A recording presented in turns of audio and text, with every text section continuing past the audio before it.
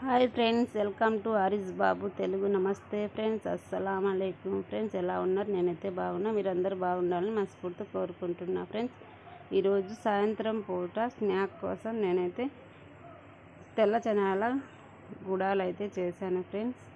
మేమైతే ఆంధ్రాలో గుగ్గుళ్ళు అంటాం, తెలంగాణలో అయితే గుడాలు అంటారు ఫ్రెండ్స్. శనగలు అయితే నైట్ నానబెట్టుకున్న. ఒక నైట్ అంతా నానితే ఇలా అయితే మంచిగా ఉబ్బి చాలా బాగుంటాయి ఫ్రెండ్స్. ఉడకను కూడా తొందరగా ఉడుకుతాయి. ఇలా కుక్కర్లో వేసుకొని కొన్ని వాటర్ వేసుకొని ఉప్పు వేసుకొని మూత పెట్టి 3 విజిల్స్ వచ్చే వరకు ఉడికించుకోవాలి ఫ్రెండ్స్.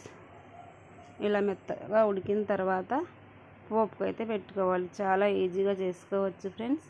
టేస్ట్ కూడా చాలా బాగుంటాయి. తెల్ల శనగలు కదా ఫ్రెండ్స్, చాలామందికి నచ్చుతాయి. తర్వాత గ్యాస్ అంటించుకొని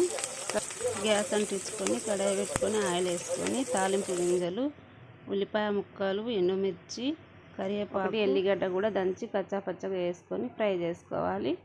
కొంతమంది పసుపు వేసుకుంటారు. నేను ఈ గుడాలల్లో అయితే పసుపు వేయను.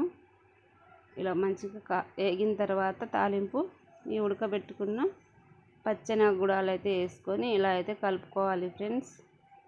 ఒక నిమ్మకాయ పిండుకొని కొంచెం